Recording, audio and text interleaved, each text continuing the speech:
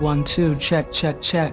The future is right now.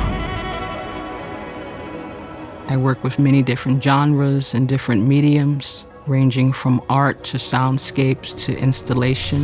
The future is love. My process in the studio is really organic. I don't strive to do any particular piece. I let spirits and energies guide me.